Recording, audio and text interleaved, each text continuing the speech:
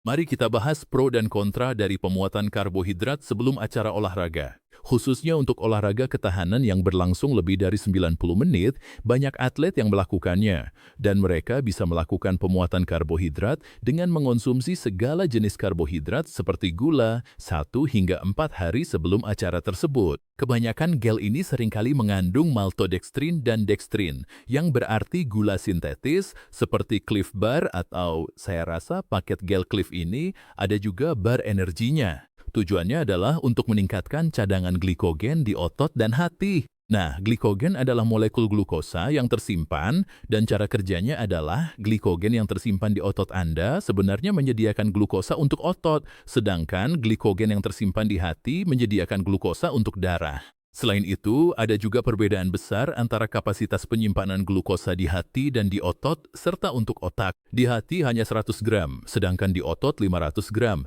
Dan itulah mengapa orang-orang melakukan ini, hanya supaya bisa terus beraktivitas lebih lama tanpa kelelahan. Namun, jika Anda melihat jenis bahan bakar yang mereka gunakan, Anda akan melihat bahwa itu adalah glukosa, karena mereka belum beradaptasi dengan pembakaran lemak. Itulah sebabnya cadangan energi mereka sangat terbatas. Jika kita menganggap glikogen sebagai gula yang tersimpan, tubuh dapat menyimpan sekitar 1.700 kalori atau paling banyak sekitar 2.000 kalori glukosa. Oleh karena itu, kapasitas energi dari sistem yang berbahan bakar glukosa sangat terbatas. Ini dapat menyediakan energi selama sekitar 90 hingga 120 menit. Padahal jika Anda sudah beradaptasi dengan lemak, jumlah kalori yang bisa Anda gunakan sebagai energi hampir tidak terbatas. Bahkan pada orang yang tidak kelebihan berat badan, lemak tubuh mereka menyimpan sekitar 100.000 kalori energi.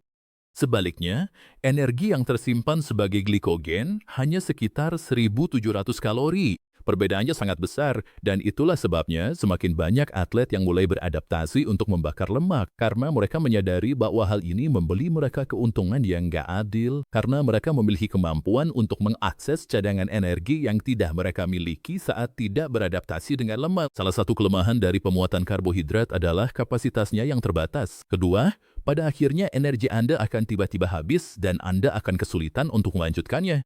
Ini disebut sebagai bonk. Gula Anda habis dan sekarang Anda mengalami hipoglikemia. Itulah sebabnya Anda merasa lemas. Anda merasa kelelahan, baik secara mental maupun fisik. Dan hal ini memaksa Anda untuk minum dan makan gula saat berolahraga. Tapi saya ingat saat saya berusia 20-an, ketika saya mengonsumsi terlalu banyak gula dan berolahraga, energi saya tiba-tiba habis dan kaki saya benar-benar tidak bisa bergerak. Jadi, saya tahu bagaimana rasanya, jadi saya tambah gula sedikit lagi. Pertama, kapasitasnya terbatas. Kedua, energi Anda tiba-tiba habis dan Anda kesulitan untuk melanjutkannya. Tidak. Saat Anda melakukan pemuatan karbohidrat ini, akan ada banyak gas, kembung, dan sakit perut. Karena Anda melakukan fermentasi berlebihan, dan itulah sebabnya fermentasi berlebihan mulai terjadi di usus Anda. Oke, berikutnya diare. Ini salah satu efek sampingnya. Sekarang, apa masalahnya dengan diare? Yah, ini masalah besar karena dehidrasi. Anda akan kehilangan cairan dan elektrolit Anda, termasuk kalium, magnesium, kalsium, dan natrium. Itulah sebabnya melakukan segala jenis aktivitas olahraga setelah diare sangat-sangat berbahaya. Karena elektrolit ini menutrisi jantung Anda. Jadi, jika Anda melakukan olahraga ketahanan dengan jumlah elektrolit utama yang mungkin subklinis, Anda akan berisiko. Oke, kelima, retensi cairan. Saat Anda melakukan pemuatan karbohidrat, Anda menahan air. Untuk setiap molekul glukosa, Anda menahan 3 hingga 4 molekul air. Jadi, Anda berpotensi menahan sekitar 2,5 kg atau 5,5 pon air nyata di dalam tubuh Anda. Oke, dan kemudian keenam, tekanan darah.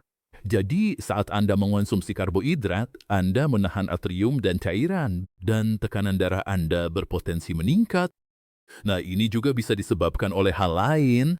Akan saya bahas, saat Anda mengonsumsi begitu banyak karbohidrat olahan sebagai gula, Anda akan menghabiskan kalium, magnesium, dan elektrolit lainnya. Jadi, ketidakseimbangan retensi natrium dengan kekurangan kalium jelas bisa membuat Anda rentan terhadap tekanan darah tinggi. Oke, ketujuh, dan ini adalah salah satu hal yang ingin saya sebutkan sebagai nilai tambah atau hal positif atau keuntungan bagi atlet elit. Atlet elit memiliki sensitivitas insulin 3 kali lebih tinggi dibandingkan mereka yang bukan atlet. Dan saya berbicara tentang atlet elit. Tampaknya mereka sudah mengalami tingkat keparahan resistensi insulin, dan jika Anda akan mengonsumsi semua gula ini dan meningkatkan insulin, bahaya besar dari hal tersebut adalah resistensi insulin. Tampaknya menjadi atlet elit menyeimbangkan resistensi insulin ini. Itu akan menjadi sebuah manfaat, dan sejauh ini hanya manfaat itulah yang saya temukan. Olahraga membantu mengurangi resistensi insulin. Lagi pula, resistensi insulin adalah salah satu karakteristik utama dari prediabetes, yaitu periode sebelum diabetes. Namun, penelitian yang saya bicarakan di sini bukan tentang orang biasa yang berolahraga secara teratur, melainkan hanya tentang atlet elit. Jadi, ini mencakup atlet tingkat profesional yang melakukan pemuatan karbohidrat. Saya berbicara tentang atlet elit, oke? Kedelapan, peradangan dan usus bocor. Semua gula itu sangat oksidatif.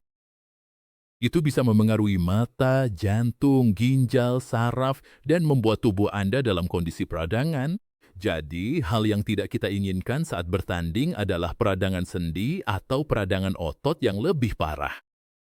Oke, dan yang kesembilan, dan ini adalah hal yang sangat jarang diketahui. Saat Anda mengonsumsi karbohidrat olahan sebagai pemuatan karbohidrat, Anda akan menghabiskan banyak kalium, vitamin B1, magnesium, dan bahkan kalsium. Dan mineral serta vitamin ini bertindak sebagai antioksidan untuk menyeimbangkan beberapa komplikasi yang terjadi saat gula darah Anda melonjak. Dan semakin banyak karbohidrat yang Anda butuhkan, semakin banyak pula B1 yang Anda perlukan. Dan ada banyak gejala yang muncul akibat kekurangan B1, salah satunya adalah penumpukan asam laktat, oke? Hal yang tidak Anda inginkan saat berolahraga adalah asam laktat yang berlebihan. Ini juga merupakan produk sampingan dari metabolisme glukosa. Jadi, ketika Anda terlalu banyak berolahraga, menggunakan terlalu banyak energi, dan melakukan pemuatan karbohidrat, carbohydrate loading tanpa B1, sejumlah hal bisa terjadi. Pertama, asidosis laktat. Kedua, meuritis atau nyeri saraf. Ketiga, banyak masalah kognitif yang berkaitan dengan stres dan kecemasan. Jadi, jika seseorang akan melakukan pemuatan karbohidrat, mereka juga harus melakukan pemuatan B1. Anda harus melakukan pemuatan kalium, pemuatan magnesium, dan mengonsumsi sedikit kalsium. Saya tidak menyarankan pemuatan karbohidrat, tetapi jika Anda akan melakukannya, pastikan Anda juga mendapatkan faktor-faktor lain ini. Nah, kalium sangat penting dalam mengatur detak jantung. Ini penting dalam produksi energi, dan begitu juga magnesium. Magnesium diperlukan untuk memproduksi ATP. Tanpa elektrolit ini, Anda tidak akan memiliki efisiensi untuk menghasilkan jumlah energi yang benar-benar Anda butuhkan saat bertanding. Saya tidak hanya berbicara tentang menyediakan elektrolit untuk jantung. Saya berbicara tentang memproduksi energi secara keseluruhan. Berdasarkan semua poin ini, saya rasa pemuatan karbohidrat tidak sepadan hanya untuk manfaat kecil seperti memperbaiki resistensi insulin. Dalam konteks ini, menurut saya, video selanjutnya yang harus Anda tonton adalah video saya tentang vitamin B1. Silakan dilihat, benar-benar cukup menarik.